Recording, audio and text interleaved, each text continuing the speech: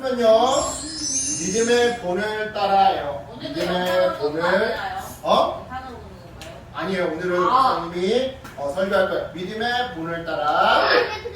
여러분은 모진 박해 가운데서도 성령님이 주시는 믿음으로 기쁘게 이 시간을 보내고 있다고 들었습니다. 여러분은 우리 모두에게 아주 멋진 믿음의 모범이 되었습니다. 자, 여러분, 지금 이거는요, 바울이 데살로니가 교회에 쓴 편지의 일부분을 목사님이 읽어본 거예요. 바울은요, 데살로니가 교회가 박해와 위협 속에서도 믿음을 지키며, 믿음을 잃지 않고 믿음을 지키며 지내고 있다는 그 소식을 들었어요. 그래서 데살로니가 교회를 격려하기 위해 이렇게 편지를 쓴 거였죠. 그런데 여러분, 데살로니가 교회처럼 우리나라에도 어려운 상황에서 굴복하지 않고 하나님을 향한 믿음을 지킨 교회가 있다는 거 알고 계세요? 여기에요. 그 교회가 어디냐? 여기? 아니, 바로 평양에 있던 산정현 교회예요. 평양 산정현 교회는요, 우리나라 기독교 역사뿐만 아니라 우리나라 역사에도, 그러니까 그냥 기독교 역사가 아니라 일반 역사에도 매우 중요한 영향을 끼쳤는데요. 그럼 우리 평양 산정현 교회가 어떤 일을 했는지 함께 살펴보도록 할게요. 자, 평양 산정현 교회는요, 1900년대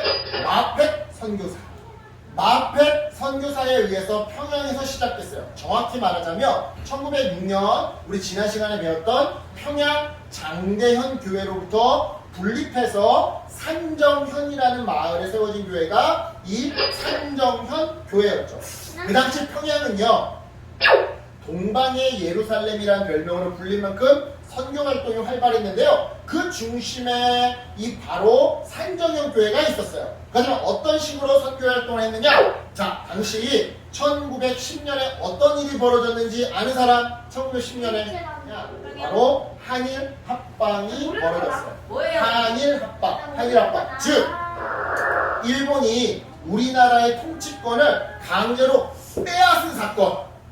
이처럼 일본에 완전히 지배를 당하게 되자 일본은 어떻게든 우리나라의 돈과 자원과 땅과 그리고 어떤 산업들과 귀한 귀중품이나 역사적인 물품, 보물 이런 것들을 일본으로 빼돌리려고 애를 썼는데요. 정말 그대로 가다가는 우리나라가 점점 가난해지고 일본의 완전 노예처럼 종속된 그런 상황에 놓여있던 거죠. 상황이 이렇게 흘러가자 몇몇 사람들이 모여서 우리나라의 스스로 경제적 힘을 길러야겠다고 생각했는데요. 이처럼 우리나라의 경제력을 키우기 위해 이들이 모여서 시작한 게 바로 조선물산장려운동이었어요. 조선물산장려운동.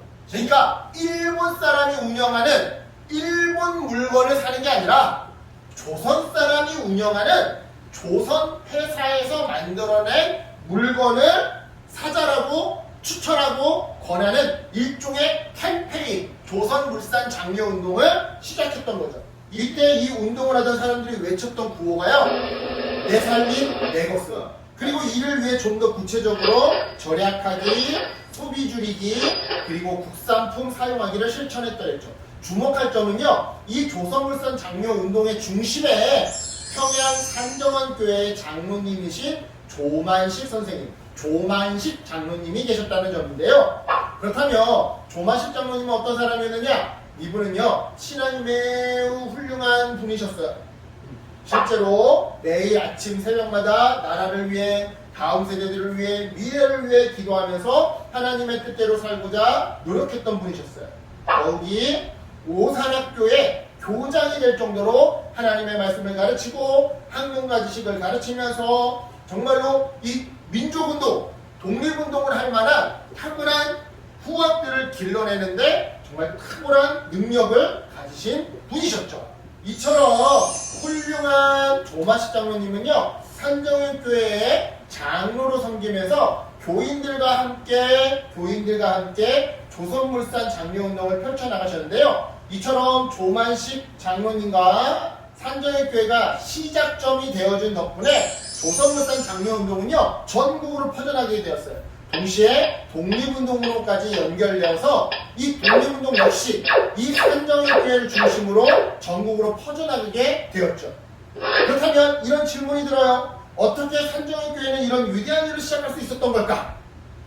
평양 산정현교회는요, 하나님을 믿는 믿음에서 그냥 단순히 예배드리고 예수님 열심히 믿고 여기서 끝나는 것이 아니라 거기서 끝나지 않고 이웃과 나라를 위해 기도하는 교회였기 때문이에요. 실제로 산정현교회는 일본의 지배를 받고 있던 우리나라에 하나님의 정의가 이루어지기를 정말 간절히 기도했거든요.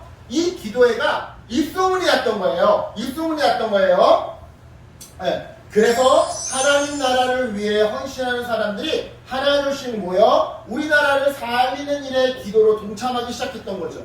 그 결과 이러한 움직임이 나라를 살리는 커다란 운동으로까지 이어지게 되었던 건데요. 이러한 산정교회 운동은 조선물산 장려 운동에서 끝나지 않았어요.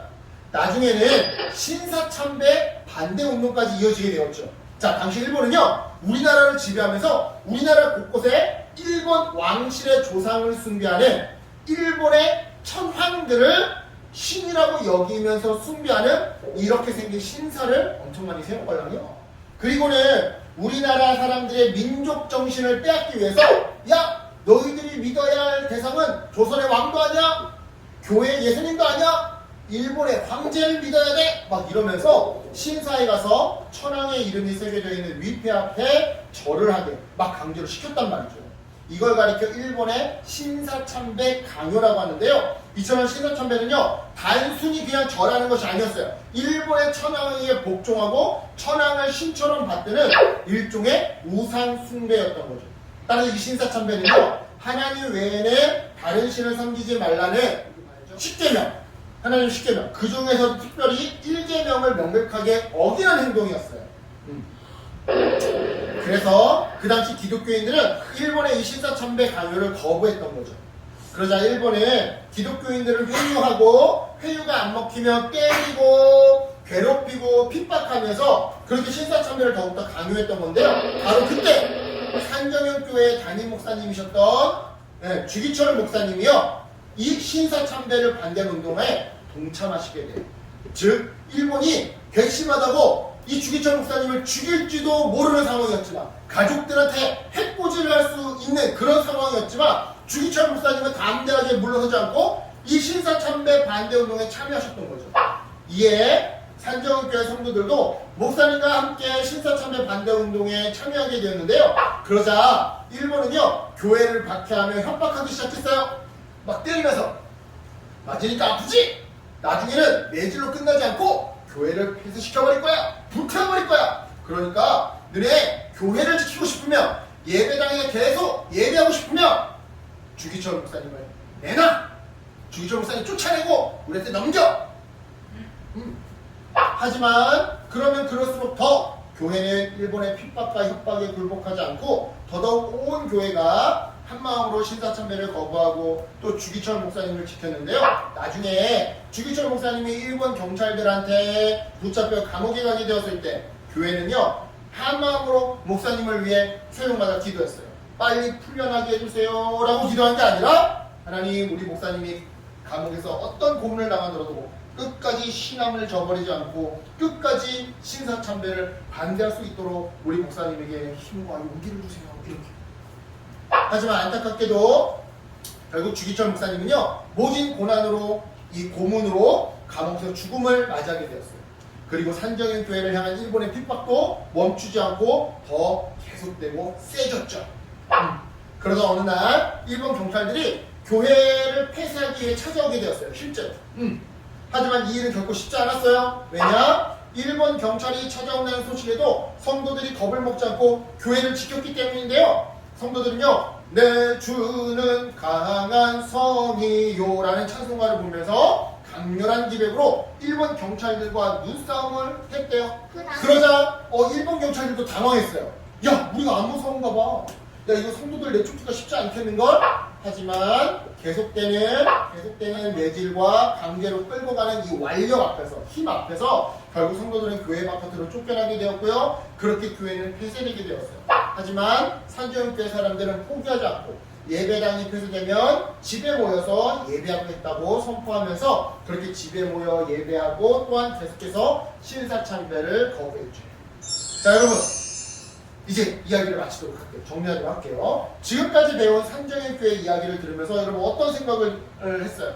목사님은요, 대한민국 역사와 기독교 역사에서 정말 중요한 이 조선 룰산 장려운동과 신사참배 반대운동이 이 조그마한 한 교회로부터 시작되었다는 것에 정말 놀라고 감동했어요.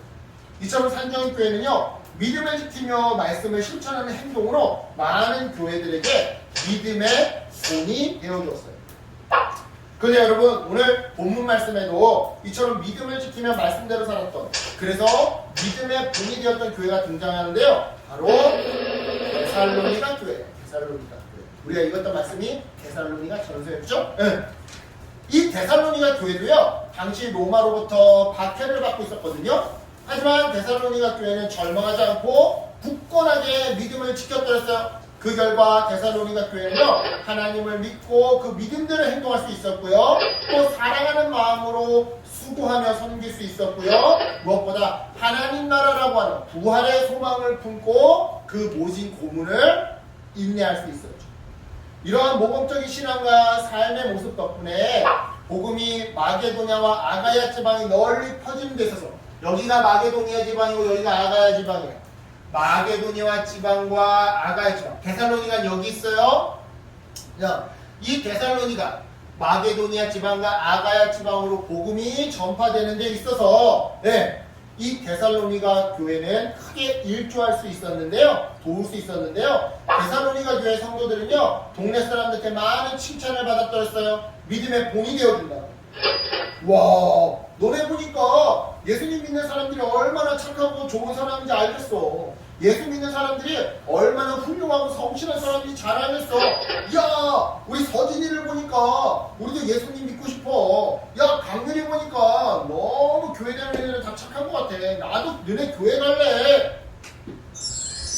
여러분, 하나님 나라를 위해 헌신하는 일은 결국 쉬운 일이 아니에요. 하지만 어려운 상황 속에서도 하나님 나라를 위해 헌신하고 믿음의 본이 된 산정현 교회나 데살로니가 교회처럼 우리 포도나무 교회도 하나님 나라를 위해 헌신할 수 있고 그래야만 해요.